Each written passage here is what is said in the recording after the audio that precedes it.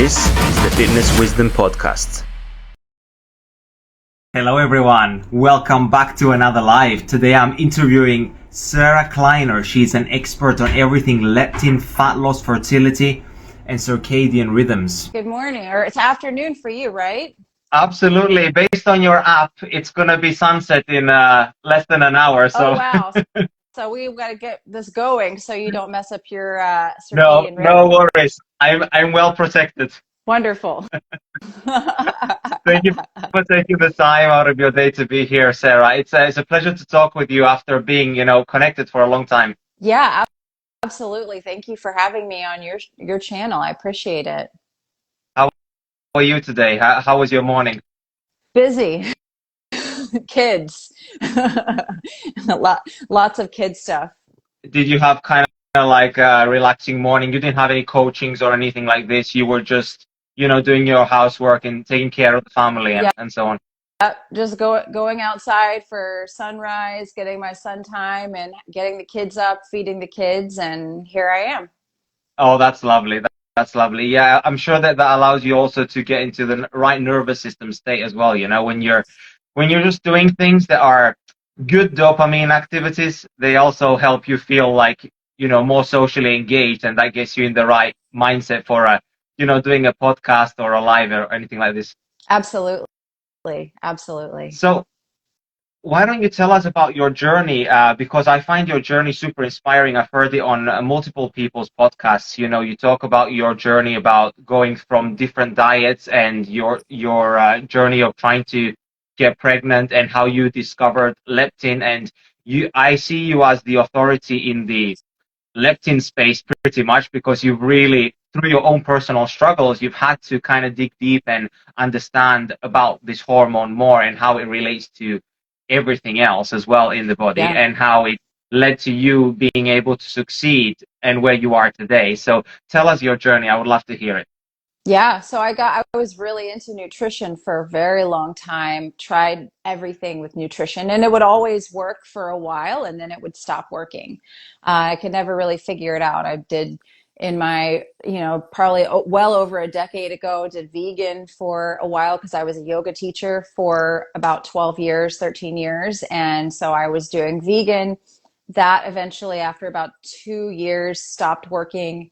So I did more of lots of plants and a little bit of meat. Then I did paleo, which worked for a while, helped a lot. But then I was still having a lot of digestive issues and eczema and anxiety and things like that. And so I switched to carnivore, which was awesome in the very beginning. And then after about 2 years, I was trying to get pregnant and I was doing carnivore and I was not having success getting pregnant. I kept having miscarriages, and then we even went through the route of IVF, and that didn't work. It was very expensive. Then we were seeing a lot of holistic doctors, functional medicine doctors, doing all this testing, supplements, just so much money that we cashed out of our retirement plan because we really wanted to have the baby.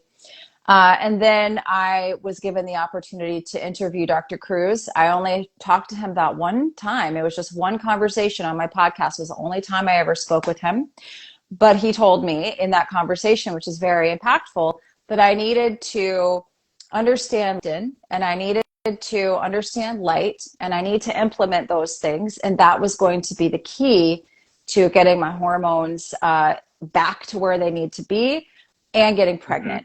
Mm-hmm. And I took it to heart, and I said, okay, well, I'm doing all this other stuff. It's not working. So what do I have to lose by going outside in the morning, and starting to eat breakfast and starting to eat more of a local seasonal diet instead of just going like no carbs all the time. And it ended up working very well. And my son just turned 2 this month. And I'm actually 25 pounds less than I was before I even got pregnant now at age 45. So I'm able to really kind of easily manage my weight, which was always a struggle my whole life, feel my best, look my best, really just implementing these very, very, very simple principles of light. The nutrition principles are on point, very similar as well, very easy to implement. And Mhm. yeah, I wish I had known about these things, 15 plus years ago when I started Mhm. experimenting with all these different nutritional protocols, fasts, cleanses, all of that stuff, because Mhm. this works so much better. It's so much more powerful than all of that.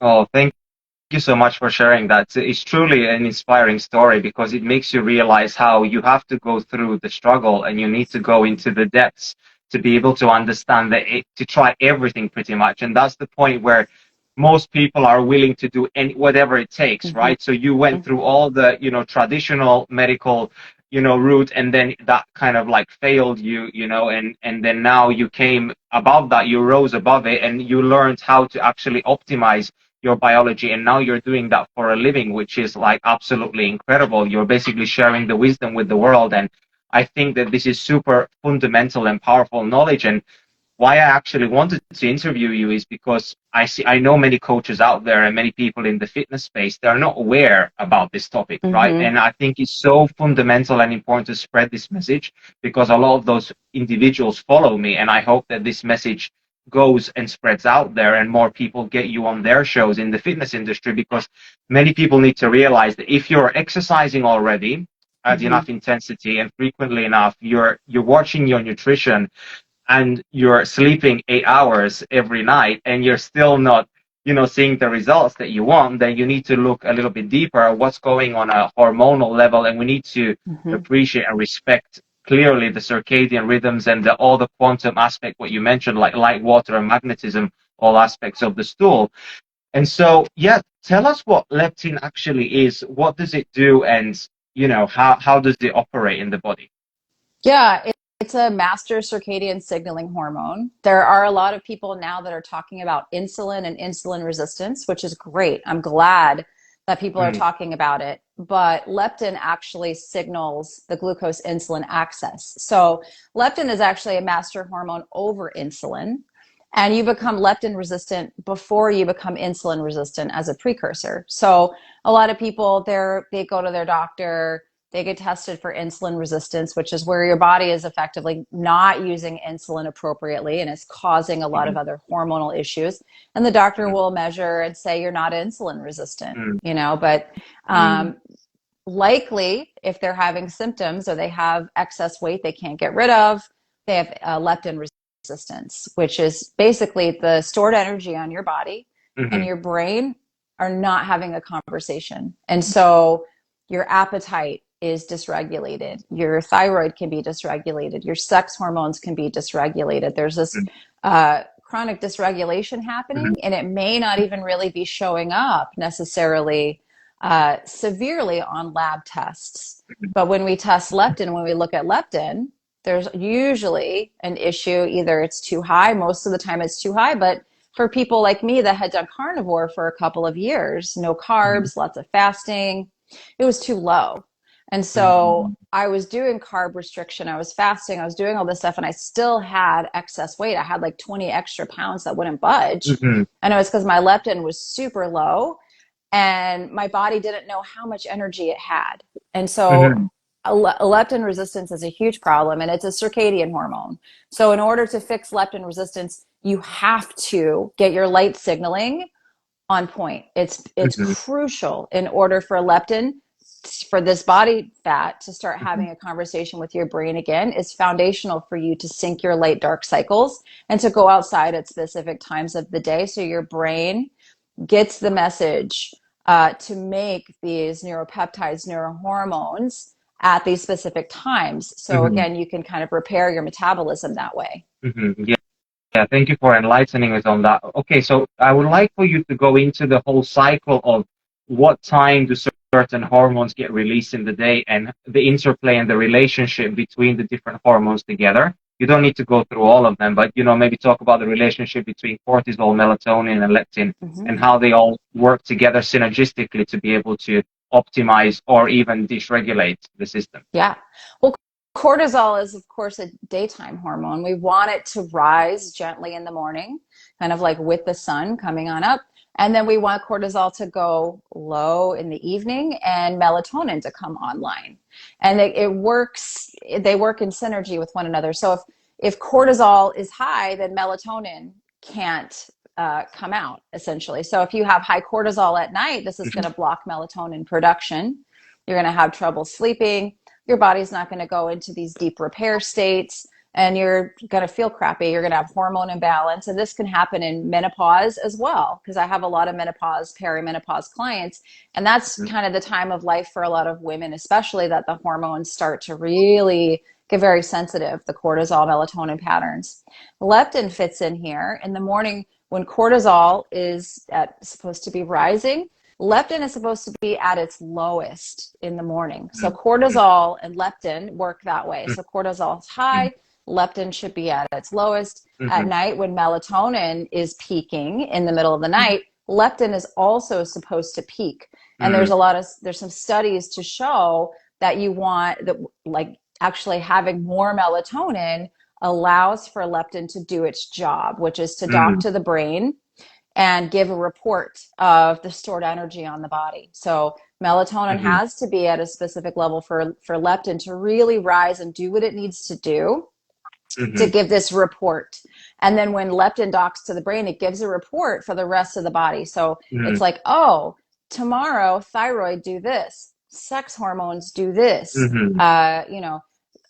appetite do this. It's just literally giving instructions, but that's how it all works. So if your cortisol melatonin patterns are dysfunctional, which a lot of people have very dysfunctional cortisol melatonin patterns as a base, then leptin's not going to be able to do what it needs to do, and you're going to run into problems. That's great.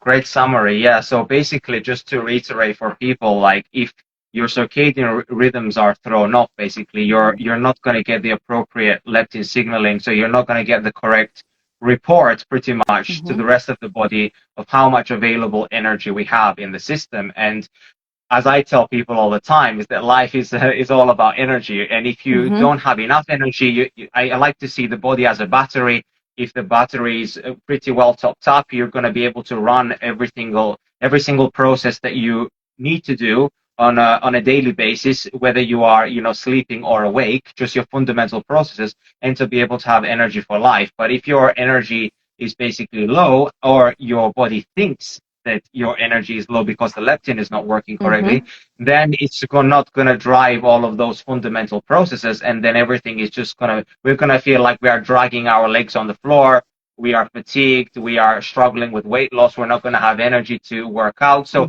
one could assume that if your leptin is working well, that your energy levels, how you feel, would increase, right? Yes, absolutely. That's the first thing that people typically report when they implement these principles that I teach. I have a program called the Leptin Reset, which is the most comprehensive way to approach this, because it's lifestyle, it's nutrition, it's everything. But yeah, that's the first thing people report when they do that program is, oh, my energy is better. I feel better. They may not have even lost any weight yet, but they're feeling more energy. And that's really important. I think I always ask people, like, how do you feel? They will say, oh, my labs say this, my labs say that. I'm like, but how do you feel? We need to use that as a gauge, because you might feel terrible and have, quote unquote, normal labs. You might feel great and have labs that you're like, well, they say it's not optimal. Like, well, it's all about how you feel, Yeah, very true, very, very true. So how does leptin relate to mitochondria? Meaning, like, how do they signal to each other about the energy availability in the system? How does it go about that? How is the communication occurring? Do you know? Well, mitochondria actually make pregnenolone, which is kind of another master hormone, and it gets shunted to either the cortisol pathway, or it gets divvied up and put to your sex steroid hormone pathway. And so, depending on whether or not this conversation happened, right? And in the morning, you're getting this kind of easier start to the day, sunrise coming online. That whole conversation that happened the night before, and then in the morning, how that routine is happening, like, is going to impact where mitochondria say, all right, let's send pregnenolone. We have to shunt a lot of this to the cortisol pathway because this person's very stressed out. They don't have enough energy on board, so it's the conversation that happened the night before that kind of instructs mitochondria what to do that morning. And in the morning routine is also extremely important. So if people are getting up, having like a fasted workout, drinking a bunch of coffee, looking at their phone, checking notifications, the body is going to say, we don't have enough, there's a problem. We need to put all this pregnenolone to cortisol and take it away from the sex steroid hormone pathway. So it all works together. It's all synergistic. Yeah, it's a system. So that just brought the thought to me that basically like when you, like the ketosis is not necessarily a diet, but it's more of a metabolic state, right? So if your nervous system state is, you're running into a sympathetic drive and then your cortisol is high, you're going to be going into gluconeogenesis. You're going to be basically making glucose from your own fat, even if carbs, let's say, are coming in, and then you're going to cause even more of a blood sugar problem, blood sugar dysregulation, right? So this is why it's so important that we actually understand that we need to regulate our nervous system state and not only focus on the diet or the exercise side of things, because obviously if we don't regulate our nervous system state, then we are never going to be in ketosis, even if we think that we are by doing a carnivore diet, as an example. Yeah, I have a whole lesson in my Leptin Reset. I just redid the whole program, and I did a whole lesson on leptin and the nervous system. And there's a lot of studies that show leptin resistance and nervous system dysregulation. So either being sympathetic dominant and being leptin resistant, those things really, really are correlated with one another. And so the nervous system being dysfunctional and your body just not having the correct information can create all these other downstream issues. And it's about, energy and information kind of have this overlap. When that's not happening appropriately, wrong energy, wrong information, there's going to be dysfunction downstream. So it sounds like overly simplified, but it's really just about giving your body the right information. Yeah, absolutely. Yeah. And then the information would be the type of light that we are receiving from our environment, the food, and also the timing that we eat, right? So tell us a little bit about the importance of timing. Why is the time that we eat so important? Well, food is a secondary circadian signaler. So it's called a Zeitgeber. We've got temperature, we've got food, we've got socialization. There's a lot of other things that are like secondary timekeepers. But food is a secondary timekeeper, primary, really behind light.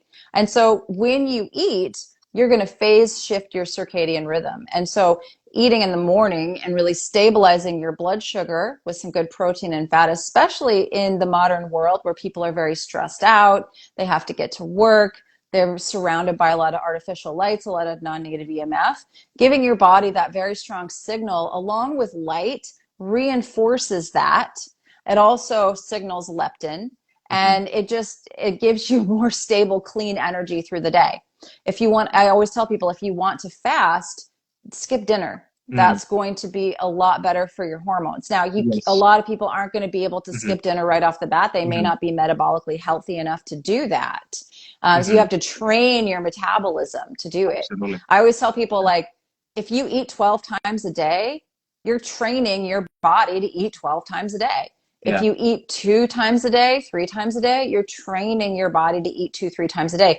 But you can't jump if you're eating 12 times a day. It's very difficult to immediately jump to 3 times a day without just feeling horrible. So you have to ease into this. Yeah. And that's why the light is so important, because UVA light, eyes and skin as well, in the morning especially, is going to help you with appetite regulation. When POMC cleaves off, it creates several neuropeptides, neurohormones. One of those is alpha MSH, which is directly supportive of appetite regulation. And so that's why that morning sunlight, sunrise, and then UVA window is so important for appetite regulation, fat burning, thyroid, sex hormones, all of that, because that's a very strong signal Mm-hmm. that goes to the brain and helps with appetite regulation. Mm-hmm. And for everyone listening, like what Sarah is saying, that, when we're exposed to artificial blue light first thing in the morning and we are skipping our breakfast and we are doing a fasted workout, drinking coffee, or being stressed, driving to work, we're basically now increasing our hunger levels like crazy because, we're just raising our cortisol, and then we're having a big blood sugar spike, and then it's dropping back down, and then cortisol is raising again to stabilize blood sugar. So we're having like this blood sugar roller coaster throughout the entire day. And this is why it's so important. I'm really happy that you mentioned about people eating breakfast, because I still see it going around on social media so much about, I used to be a person who used to skip breakfast as well, because I felt that was that was like the optimal thing that felt right for me at the time. And it was very hard to break out of the habit, because it felt like I have more time in the morning. I don't need to spend any energy of checking, what I need to cook or what I need to eat. Also, I can eat my energy, my calories towards the later half of the day, so I don't need to eat them all earlier. So I kind of felt like, especially when you're dieting, right, and you want to restrict some food intake depending on what your goal is, you don't basically feel like you want to spread all your meals apart and have really small meals. And I'm a person who enjoys eating really big meals. But now that I've actually regulated my leptin levels more and I'm eating breakfast every single day, I'm honestly not feeling half as hungry as I did before. Yeah. And also, I'm also feeling not this agitation and the irritation in my system towards the lunchtime around 1 p.m. or 12 p.m. when I used to eat my food. I used to feel feeling like this and a little bit shaky. And I used to coach until that time as well. So I wasn't also the best coach to my clients either, because I felt like I couldn't wait to eat my first meal of the day, Right. Absolutely. I was the same way. And the thing I come up with, especially with women, is that they're very scared to eat breakfast because they think they're going to gain weight. And I did a post about it a month or so, a couple months ago, but maybe I'll do another post again today. There's a really interesting study that shows women in perimenopause. There's a group of women in perimenopause, which is a time when your hormones are a lot more sensitive. You're kind of going through puberty in reverse. And so you do have to be more careful with cortisol levels, stress levels, all of that, because you're going to feel it. You are going to feel it. You're going to get puffy. You're going to get inflamed. But they did a study on these women who were overweight in perimenopause, and they split the group in half. And they ate the exact same amount of calories or energy in the day.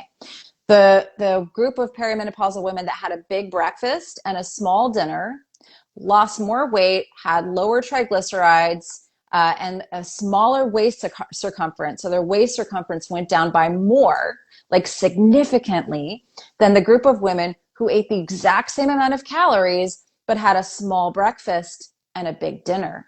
And so that shows right there that your hormones are different in the morning than they are in the evening.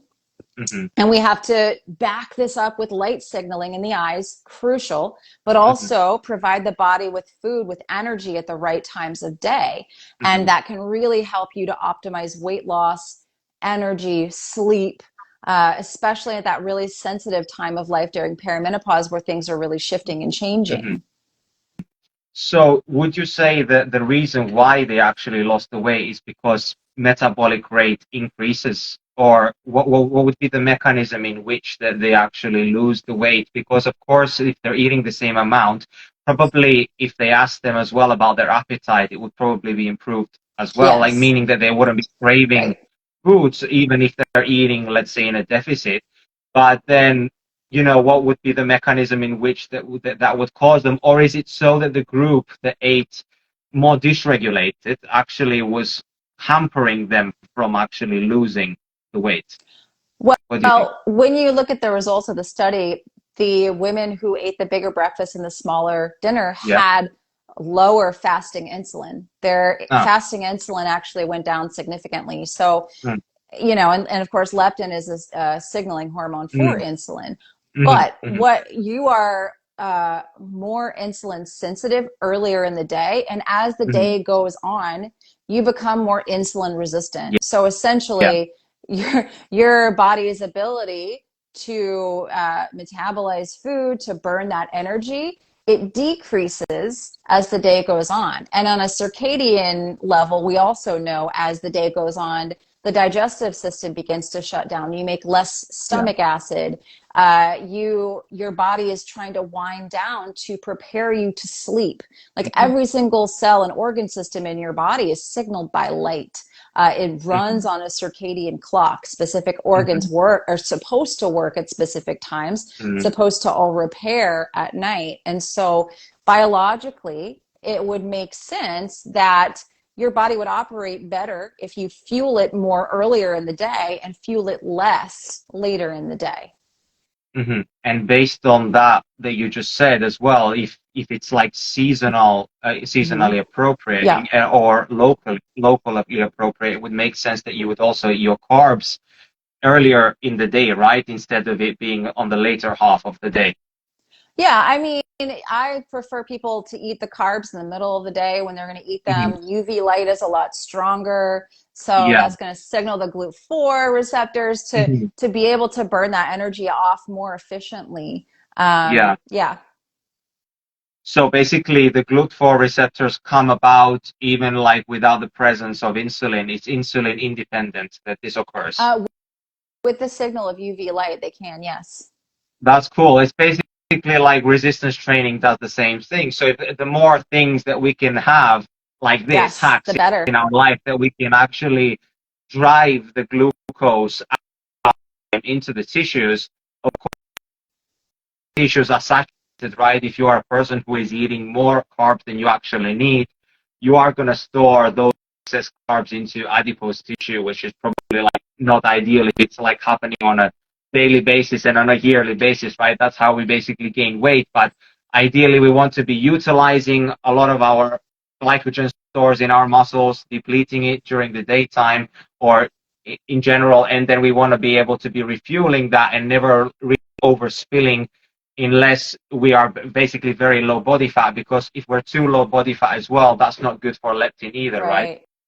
Oh, absolutely. Absolutely. Yeah. You don't want to, again, low leptin can cause a host of other issues as well, low hormones, because leptin depression. is made in your fat cells. Absolutely. Yeah. Yeah, and this is, I would like for you to maybe tell like people in the fitness space, like why it's maybe not the most ideal to have like a shredded six pack, and especially for women like all year round, and especially if we talk about fertility now, like, why is it important for women to have, we're not saying that ladies or men should be like overweight here, we're just saying that you should have, just a little bit of body fat on your body, subcutaneous, the good, the healthy kind of fat, which is actually going to help you produce the leptin. Yeah, you need it for it's to be very low body fat is not going to be very hormone friendly. It might aesthetically look nice, but your body doesn't want super low body fat. It's going to start thinking you're in danger. It's going to start activating the sympathetic nervous system. Again, that correlation between leptin and the nervous system is going to cause some dysregulation. Exactly. And then, like, I've read from many of your posts, which are always really great and really informative. Like you wrote in the past about how, when we're stressed or,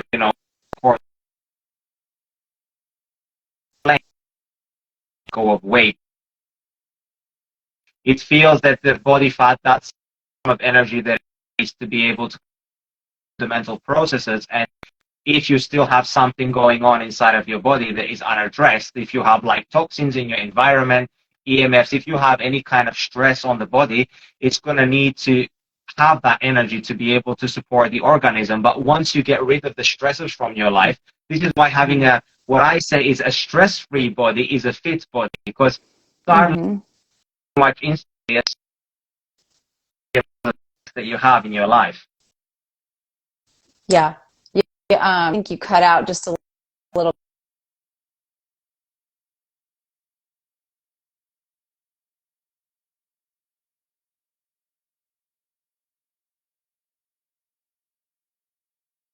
Oh, you still there? Okay, now I see you. All good, all good. Okay, yeah, my connection went out for a little bit, but I think I don't know if it's yours or mine. This office can be kind of strange, but No, yeah, no worries. It's all good. yeah. Essentially, you want to try to cut down as much stress as you can on the body with environmental toxins, non-native Mhm. EMF. All of those Yeah. things can impact leptin negatively, Mhm. definitely. Mhm. So leptin resistance would be caused by, it's like multifactorial, right? It's not Hmm. like just caused by one thing. Of course, we would think like diet wise, what kind of things would you say are like a good thing and not so great thing if someone is trying to improve their leptin sensitivity? Well, they have to eat enough good bioavailable protein. Like that protein signaling is really important. And when you Mhm. look at the nutritional data and leptin, the studies that have been done, protein is an extremely crucial macronutrient in order to re-regulate leptin. And so Mhm. you have to have enough protein. I don't like people to do too much. You can do too much Yeah, protein, in my opinion, yeah. but you have to have enough spread, Mhm. through the day. And then Mhm. behind that, carbohydrates, especially the ultra processed carbohydrates, are indicated in leptin resistance heavily. And so you want to pull away from heavily processed, out of season, really high sugar Mhm. foods if you're trying to reverse leptin resistance. I don't think everyone needs to go keto or carnivore, but to pull back all of those foods is important, to Yeah. where you're only really eating like local seasonal produce as much as you can. And then with the fats, fat and leptin are also indicated, where if you're eating a lot of seed oils, a lot of the Mhm. PUFAs, those are Mhm. indicated in leptin resistance as well. So you want to move Mhm. more towards like butter, ghee, maybe a good quality olive oil, good Mhm. quality coconut oil. Like the healthier fats are Yeah. very, very important Mhm. in reversing leptin resistance as well. Mhm. And what role does seasonality play into leptin sensitivity? For example, of course, we know in our circadian and quantum health circles that we shouldn't be eating, fruits and vegetables which are not local to us or seasonal to Hmm. us. And so Yeah. how does this play into leptin sensitivity? Well, it's information, right? So food is just another form of light. And so if you're constantly telling your body it's the middle of summer with your Mhm. food, if you're eating a lot of like tropical fruits and things like that in the middle of winter, it's Mhm. incorrect information, because what we just said about UV light and the GLUT4 Yeah. receptors, Yeah. UV light actually, there's a UV light receptor on cytochrome 1 in the mitochondria. And that's where carbs enter the respiratory protein chain. That's cool. And so you need a certain amount of UV light in order for your mitochondria to utilize those carbohydrates appropriately. So in the winter, when there's less UV light available, what do you think it's telling your mitochondria is like, what the heck? The Mhm. mitochondria is the Mhm. energy management system of the body. Again, it Mhm. works in correlation with leptin, but Mhm. that's why, I I do have my ladies, and people do a little bit of carb cycling, but we use like the more Mhm. cellar stable root vegetables, things that can Yeah. sit in your cellar Mhm. for the winter time. That's why the cellars were created, right? And fermented foods, things like that. Like right now is Yeah. a great time for fermented foods, root vegetables, Yeah. squashes, things like that. Nice. Your body Yeah. is going to understand more what to do with that than it would Yeah. be like a banana tropical fruit smoothie. Yeah, and isn't it a coincidence how, like, when you look at the glycemic index of foods, Mm-hmm. like, the ones that are lowest glycemic index are in the winter time, and the Yes. highest glycemic index are it's almost like everything is just divinely orchestrated by nature, Mm-hmm. like what's available to you in the environment is like the sweetest, most sugary in the middle of summer, where you're meant to eat it basically outside, like Yes. grounded to the earth. Whereas in the wintertime, you're going to be like more cold. So you're going to be craving something that's going to be cooked a bit more warm. Yeah. Warm broth, stew. Absolutely. Yeah, that's what your body. It's food works as, again, it's Yeah. another form of light. And so when we start to look at it like Yeah. that, instead of Mhm. like vegan, Mhm. carnivore, paleo, like Mhm. all these Mhm. diets, like they Mhm. might have a utility or a purpose for short amounts of time Yes. at Yes. certain Yes. points in the Mhm. year, but they're Mhm. not meant to be your entire personality and your entire lifestyle. You're meant to shift and change your diet through Yeah. the year. Yeah. Yeah, I can say that I was there at one point. I was trying the carnivore diet, and Hmm. within 1 month within the carnivore diet, I was fully convinced that this is the only way because Same. I felt pretty awesome. Yeah. Like my Yeah. energy levels were going up, everything was going great at the beginning. Well, kind of 3, 4 months into it, thankfully I didn't do it as long as you, but I got like into like until 4 months of doing it. Then basically, yeah, I started experiencing many symptoms, in my Hmm. body that didn't feel good. I honestly felt like my cortisol was super high. Yeah.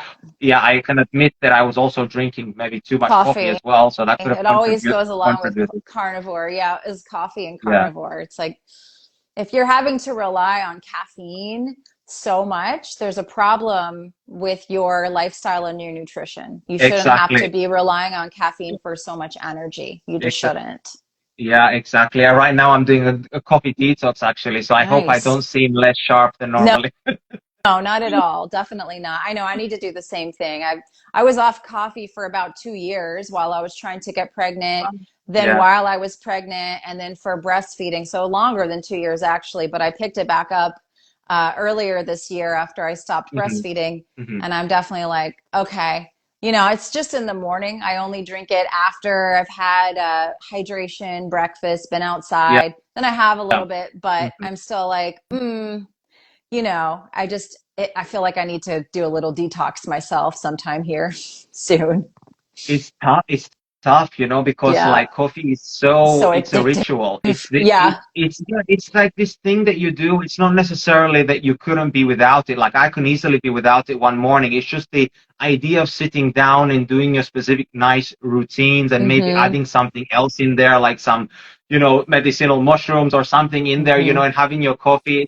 It's like a nice moment in your morning, Hmm. which kind of helps to create a vibe. Yeah, It's all about energy. absolutely. I agree with that. Yeah, absolutely.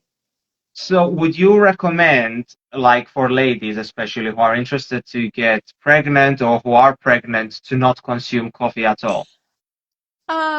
If they want to, for me, I just wanted to eliminate anything. Mhm. I wanted to eliminate any factor that could be affecting my fertility. And one thing I did see, because I don't wear any wearables at all anymore, but I used to wear the Aura Ring and keep it on Yeah, airplane mode. That's yeah, the best way to do it if you want to. yeah. But I used to wear the Aura Ring, and Hmm. I noticed when I cut the coffee out that my HRV actually doubled. It took a couple of months of me Yeah. detoxing from the coffee, but my HRV literally doubled.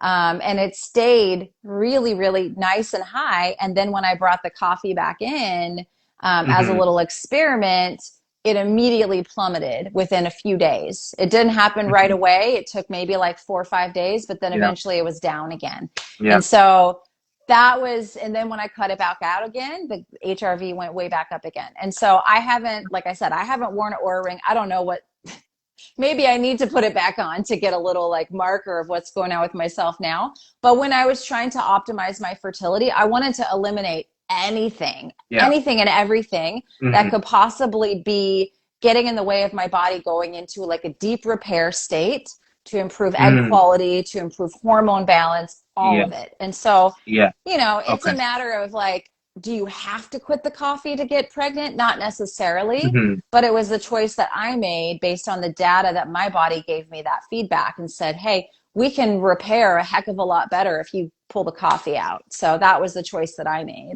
Cool. This is very, very valuable knowledge, I think, for a lot of ladies out there, and even for guys, I think, that who have dysregulated nervous Mm, systems, because I think most guys do, even no one talks about it. Most guys are deeply traumatized in some way or form. It's just mm, that they suppress the emotions deep down and they don't express it out loud, or they don't have a way to be able to communicate it. So I think that the more regulated everyone's nervous system state mm-hmm, is by reducing stimulants, by not zapping the energy from the system, the more resilient we can be and the more like open we can be. The more we can tolerate like more stressors in our life, mm-hmm. because back to the heart rate variability. Obviously the more variable our heart rate is, the more easy it can flex between stressful times and then Yes. come back down quicker. But then if it's more stable or more, let's say, lower, it means that our heart rate is sticking in a specific range. It's like we are dead, but like we are dead in a stress state. Right.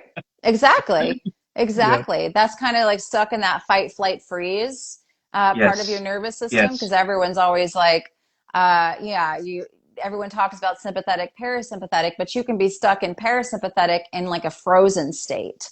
And so Yeah. that's where I was definitely. And I Mhm. did do some nervous system regulation with my friend Irene Lyons programs as well during all that time, which helped tremendously. Mhm. But yeah, it all works together. Mhm. Yeah, I can say for a fact that following circadian principles myself, like getting the grounding Hmm. every single day, watching the sunrise, getting indoors with the sunset, shutting everything, blackout curtains, red lights, blocking the blue light after dark. I feel like my nervous system is way more regulated. If I don't do that, if I don't Yes, ground specifically every single same. day, I find that very, very easily my heart rate variability is lower, meaning that I feel Hmm. like my heart rate is stuck in a specific range, which is pretty high and doesn't feel like healthy to me at all. You know, I feel like my cortisol is basically driving the Hmm. show. And it just feels that the grounding is just so powerful into regulating the nervous system state. Oh, definitely. It absolutely is because there's a Schumann resonance and our body can sync up with that. And Yeah. that's very regulating to the body, to the nervous system. Hmm. Whereas indoors, we have a lot of non-native EMF, we have a lot of flicker from light bulbs, we have a lot of these Yeah. other things that are very dysregulating to the nervous Mhm. system and to the brain. Yeah, absolutely. So, how does cold play into leptin sensitivity? What's the mechanism in which cold optimizes the leptin receptors? Well, cold essentially drops leptin in the body. So yeah, Okay. if you have elevated leptin, Okay. it can pull your leptin down. Right. Um, so it can be, I mean, and you make more mitochondrial water, you make more Uh-huh. infrared when you do cold therapy. There are a lot of great Hmm. benefits to it. But if you have elevated leptin, it can help to bring it down. Hmm. And so somebody who actually has too low body fat then probably shouldn't be doing cold Mm-mm. exposure. No, not a plunge. Maybe to go outside and get like Yeah. ambient air Yeah. exposure. Okay, Yeah. that can be helpful. But Yeah. to do a cold plunge, if you are low body fat, Hmm. you could really like cause some dysregulation.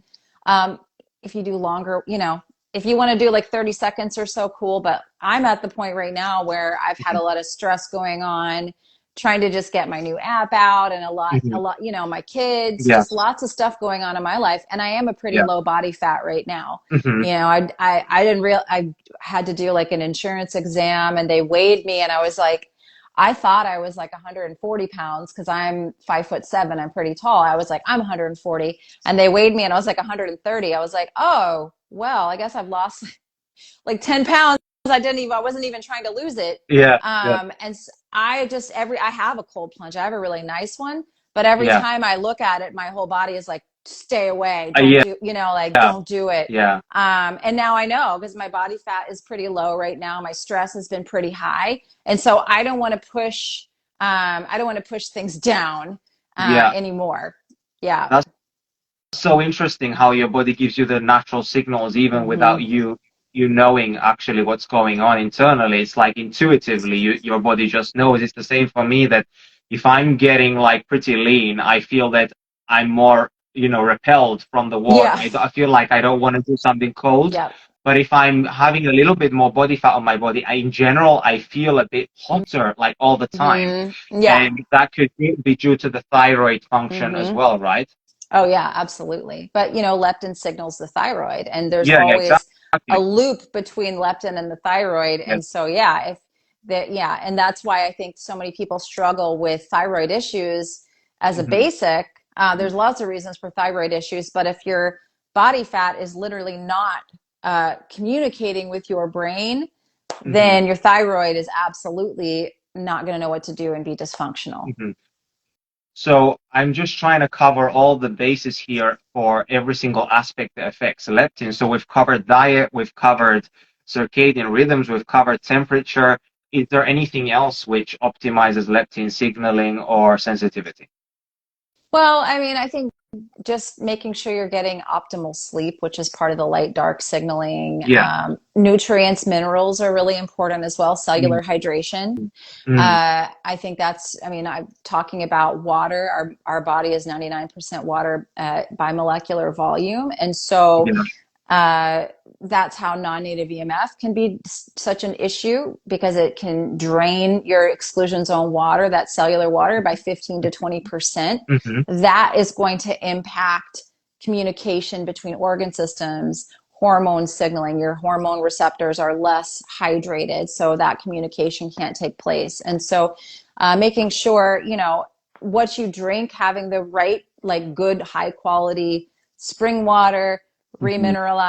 mineralized, structured, all of that is Hmm. part of the job. But also, if you're not grounding, if you're not getting enough sunlight on your skin, enough infrared, because Hmm. infrared expands exclusion zone water up to fourfold. And so there is a hydration element and a Yeah. cellular water element to reversing leptin resistance as well. And yeah, that's something that needs to be paid attention to. That's super cool. Yeah. So it's not only about adding things in our life, but it's also Mm-hmm. about removing all the stressors that you mentioned, like the EMFs, like the blue light, Mm-hmm. especially because if those are, let's say we are doing all of these pursuits, to try and be healthy, like being outdoors Mm-hmm. and grounded, in the daytime, doing the best that we can during the daytime, we have to respect the darkness, right? Because the Yes. darkness is like where a lot of the magic happens, is like Yes. all about efforts for the days, like, or just to allow everything beautiful to happen at night, the repair and the processing in the body, and to repair the mitochondria, to help Mm-hmm. leptin to work as it should, to allow the system to know that we have energy to be able to do all of these processes because leptin is working correctly. And if we are not taking care of removing things from our life, especially after sunset, Mm-hmm. we are going to be disrupting all of those, hard efforts that we are doing. Mm-hmm. Absolutely. Absolutely. Yeah, that's the winter is the hormone, the season of melatonin and darkness, and summer Mm, is more like vitamin D. And so there's a cyclical nature to this as well, because everyone's obsessed with, I need to supplement vitamin D in the winter time, and they get so obsessed about low vitamin D in the winter when they really should be focused more on optimizing their melatonin production, because mm, melatonin docks to the vitamin D receptor. And so mhm, there's a relationship between vitamin D and melatonin, and mhm, optimizing your melatonin stores can actually help to keep that vitamin D more intact, right? The hormone vitamin D, it's a hormone mhm, in your mhm. body, so that if you do come into stress or illness, you're able to utilize it properly. So you're saying that vitamin D is only released in the system in times of need. Well, I mean, it's being used by the cells and the tissues Yeah. appropriately. If you have a Mhm, lot of stress, a lot of cortisol, if you have mhm, some sort of an infection, that's going to pull on your vitamin D stores. mhm. That's cool. Yeah, Yeah. yeah, I saw the picture that you posted on your story the other day about the the The leptin t and the melatonin and the vitamin D. I thought that was pretty good. Yeah, exactly. So that's just an easy way to think about it, is like Yeah. summertime vitamin D, wintertime melatonin, just Yeah. like in the daytime Uh-huh. light and in the nighttime dark. You have to just Yes. keep these cycles balanced, and it's going to change seasonally as well. Yeah, and so when the melatonin docks to the vitamin D, does it like it's protective in a way that we do not waste the vitamin D? Is that the function? That's essentially kind of helping to preserve it for winter Oh, time, so cool. that we Cool. have it Yeah. available if we need it Yeah. during that time. But most people aren't optimizing their melatonin production. Yeah. They're staying up late, blasting the body with blue light. Yeah. They're not going outdoors to get any infrared on the skin. Like, it's a real problem. Yeah. And also in the summertime, people are not necessarily maybe embracing the fact that, going out in Hmm. UVB time to be able to even harvest and store in their body fat, because vitamin D is a fat soluble, you know, hormone, right? And Hmm. so we're storing that in our body fat. But if we're also very lean, are we even able to store any vitamin D for the Oh, winter? yeah, because it's stored in the liver. Absolutely. Yeah. Yeah. Yeah, in the Okay. liver So and the even if you tissues. are like super lean, it's not a problem. No, it's not a problem at all. And actually, this Okay. uh, obesity and low vitamin D are heavily correlated. Like it's harder Mm, for somebody that has a very high BMI yeah. to make as much D as it is for Mhm. someone who's very lean. They can actually, according to the research, they can make more. Yeah, that's very interesting. And also, like Dr. Jack Ruse mentioned before, that when we are exposed to blue light and non-native EMFs as well, we are using up a lot of our vitamin D that we are earning pretty much through our sunlight exposure. So it's sort of like an exchange that, it's a compromise that you make, that if you have to use your technology or your EMFs or your blue light, you are utilizing so much of your vitamin D, you are using it up, and you're not going to have it later for the winter time when you actually need When it. you need it. Absolutely. Yep. So talk to us about your new app. I think it's pretty awesome. And like for everyone who doesn't know, like basically Sarah's app is called My Circadian, and you can find it on the Apple Store and also on the Android Play Store as well. And in there you can find like the sunrise time, the sunset time. It's based on your location, which is pretty accurate actually. It's like I checked it, because I just look at the sunrise or the mountains, I mean the sea or the mountains, and I can see like exactly when this is happening. So it was extremely accurate with that. And it also gives us the information about the UVA time coming into the day, and also when the UVB is present and when those are actually ending. And I think that all of this is extremely valuable information for us to optimize our biology, right? Is there something else I'm missing? I think the lux meter also is a Hmm. pretty awesome part of this Yeah. too. I mean, it's really just important for you to know those key times in the morning for you to go out. And we just Yeah. added an update to the app today where you can look forward to see what's happening tomorrow, the day after that. I think you can look like 5 or 6 days forward. So you can really plan your week around those times and just like, okay, well, if I have to leave for work, I know I can open the sunroof at this time or open the windows at this time and just really do a little bit more strategic planning. And then the lux meter is really helpful because not only do you need the signal of like the sunlight and the red and the infrared and the right amount of blue light to signal your Yeah. brain, but you also Yeah. need specific amounts of brightness, which is lux, Brightness. Yeah. from the sun in order to turn on specific things in the metabolism, prevent Hmm. seasonal affective disorder, Hmm. and give you energy. And so that's why the Yeah. lux meter is there to kind Hmm. of motivate you to get out, because you might be behind a window and thinking you're getting plenty of brightness, but you're not. And so I like to have people measure the lux with a window closed and then open a window. It's a big difference. Oh, it's And huge. then, It's huge. Yeah. yeah, and then like on a rainy, cloudy day, a lot of people just think I should just stay indoors. This is just, I'm not getting what I need. But you need for your metabolism hormones anywhere from 1,300 up to 10,000 lux in the morning is helpful. I have the studies on my page that show that. Yeah. So again, 1,300 is, basically the lowest that you Hmm. would want Hmm. in order to support metabolism hormones. And even on a rainy, cloudy day, you're getting anywhere from 1,000 to 10,000, even 30,000 lux, Hmm. even when you can't see the sun. And so even though it doesn't feel like it's very bright outdoors, the lux Hmm. is adequate enough to signal the brain to help so that you don't feel so terrible during the winter and those rainy, cloudy days. So it's a motivator to go outside, to just measure and say like, okay, what's really going on with the brightness here. So that's why I added that feature into the app also. Yeah, it's absolutely huge. And I think that actually, for me personally, it's been very enlightening for the evening time, because it, Hmm. it, Oh, it yes. tells you also about like, even though you optimize, let's say like myself, as everyone can see, like I'm optimizing my environment to not disrupt my melatonin after sunset. I'm trying to create everything red. I'm getting rid of all blue from my environment. I'm wearing my blue light blocking glasses. But if the intensity of the light, the lux, is too high, it can also disrupt melatonin, right? Yeah, absolutely. So you want it to be 10 lux and below the 3 hours leading up to bed.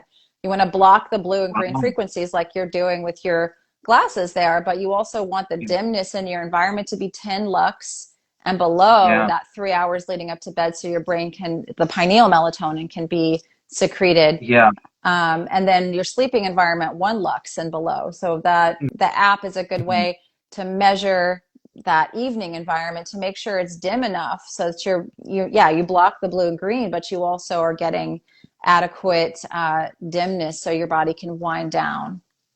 That's pretty low actually, because I tested my lighting and it's around 50, depending on where I'm sitting, right? So if I put the phone right up to the light bulb, it's gonna be it's like gonna be 500. But high.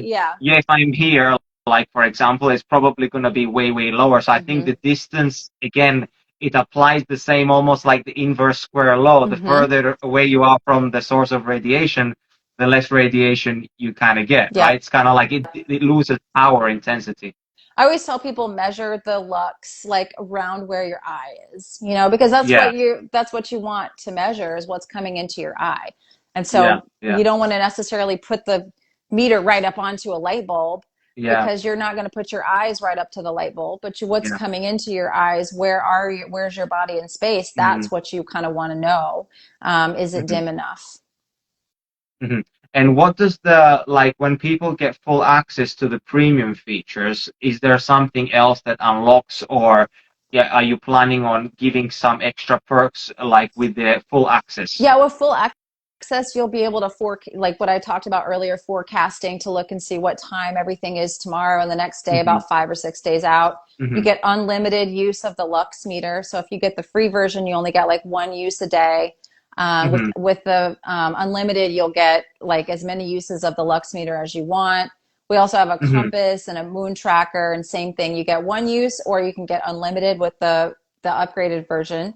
And then vitamin D timer, which a lot of people don't have UVB right now, but the vitamin D timer also comes with the full version where you can make sure you're not overexposing your skin to sunlight. So it's going to take the factors like your Fitzpatrick skin type, the UV index, your body weight, your height, and then it will tell you, okay, you need to maybe what's going to be safe for your skin. And it's not medical advice. You never want to override your own intuition, but it can help you to gauge like what's a safe amount of time for me to be out in the sun without overexposing my skin. And so that vitamin D timer is there. And then on the full version, you also can get notifications. So a little banner, a little sound will pop up when it is sunrise, daybreak, UVA, UVB, all of those times. So you might be busy on your phone and get a little notification. Oh, UVA is available. Okay, perfect. I'm going to go outside for a few minutes right now or open my window because this is a very important window for my brain, for my hormones to get this right light signaling. So that's the advantage of the free version. You open the app, it'll tell you what time all of those things are happening, which is great. But with the full version, you can forecast into the next few days, and then you can also get those notifications to let you know it's time to go out. Yeah, exactly. And if people want to get the full version, just use my referral code MUSCLE in all caps, and you'll be able to get a discount on subscriptions and basically all the plans. You're going to get a discount on all of them. Well, thank you so much, Sarah, for taking the time out of your day. I think that we covered like a really good amount of information here on the topic of leptin. This is something that I have been wanting to learn more about and educate, but I feel like I have a really good understanding, but it was just more disorganized in my brain. You know, you've helped me kind of file it now in more of an organized manner to understand that, you know, how it's not just about one pillar of health, but it's about combining everything together, right? And just to summarize for everybody that, you know, leptin is this hormone which is responsible for telling the brain like how much energy reserve, meaning how much body fat we have on our body and our system, so it can know how much effort or how much energy it can put into doing everything that it needs to carry out on a daily basis. And it would make sense that individuals who are, let's say, not having correct leptin signaling, or it's not binding, or the leptin sensitivity, then it's not doing what it needs to do. So all of those processes get dampened, and people experience lethargy, they gain weight, they become infertile, because obviously fertility is like, your body needs to have the signals that there is an abundance in the environment, right? So this is maybe something that we didn't touch on, but that's something super important, that we have to signal to the body abundance, because when we show there is abundance, it can do everything that it needs to do. But when it's like thinks that there is scarcity, because of like leptin resistance, then it's going to basically shut down everything, and it's going to put everything to the side until we sort this out. So this is why it's so important information for fat loss, fertility, energy levels, like sex drive, for muscle building, basically everything, right? Everything in life requires energy. So if we want to feel better, we have to optimize our circadian rhythms. And that's why everybody should go and download the My Circadian app now and use the promo code MUSCLE so you get a discount on all the subscriptions. Thank you so much, Sarah. Thank you for having me. This is the Fitness Wisdom Podcast.